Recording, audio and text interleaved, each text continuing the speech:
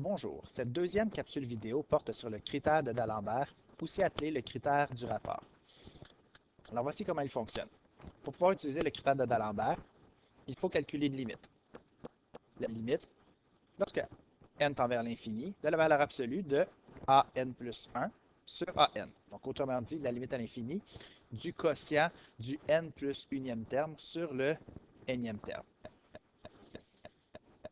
Une fois qu'on obtient le résultat de cette limite-là, on doit déterminer, de par la valeur de R, on peut déterminer de par la valeur de R si la série converge ou non. Donc, par exemple, si R est plus petit que 1, automatiquement, la série converge. Si R est plus grand que 1, la série diverge.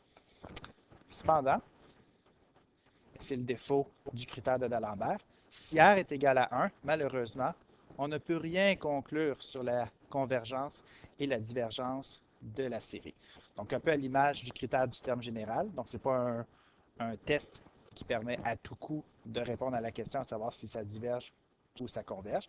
Donc, si jamais on évalue la limite et que le résultat donne 1, il faut se tourner vers un autre critère pour pouvoir répondre à la question. Donc, allons-y avec un exemple. Donc, ici, on a la série dont le terme général est K sur 3 à la K. Un bon truc lorsqu'on veut utiliser le critère de D'Alembert, c'est d'identifier d'abord ce que sont le terme général d'indice n et d'indice n plus 1. Donc, le terme général d'indice n, donc an, donc ici, ça serait n sur 3 à la n. Donc, évidemment, on peut aussi conserver la lettre K, donc ça, c'est pas un problème non plus. Donc, le terme général d'indice n plus 1, c'est n plus 1 sur 3 exposant n plus 1. Donc, ce sont les deux éléments que nous allons mettre dans notre limite pour calculer la valeur de R. Donc, R, c'est la limite lorsque n tend vers l'infini de la valeur absolue de an plus 1 sur an.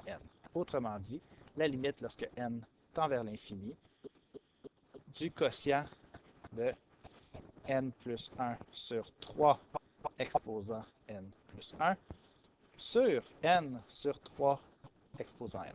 Alors, on se retrouve avec une fonction, une fraction à 3 étages.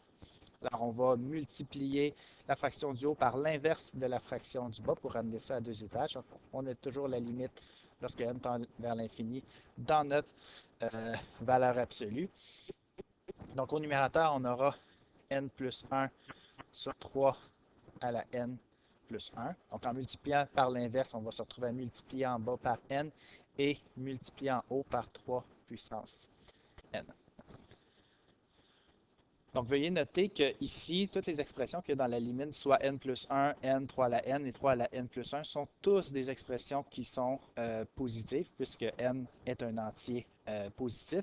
Alors, on peut faire abstraction de la valeur absolue à partir d'un certain point. Donc, ici, je vais enlever la valeur absolue. Donc, la limite lorsque n tend vers l'infini, et je vais faire des simplifications. Donc, d'abord, le n plus 1 sur n, ça ne se simplifie pas. Okay? Donc, il va toujours avoir n plus 1 au dénominateur sur n.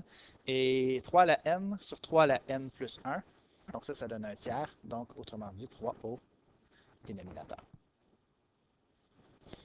Il s'agit ici, lorsqu'on évalue à l'infini, d'une forme indéterminée infinie sur infini.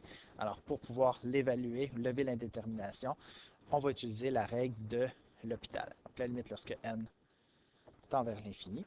Donc, ici, la dérivée de n donne 1, la dérivée de 3n donne 3. Et donc, le résultat de cette limite-là donne un tiers. Donc, si on retourne à l'énoncé du critère, donc un tiers, c'est inférieur à 1, alors la série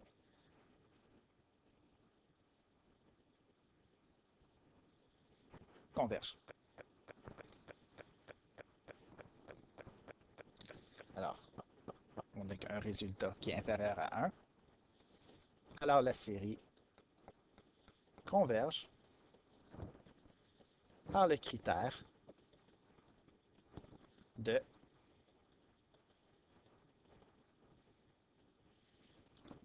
D'Alembert. Merci.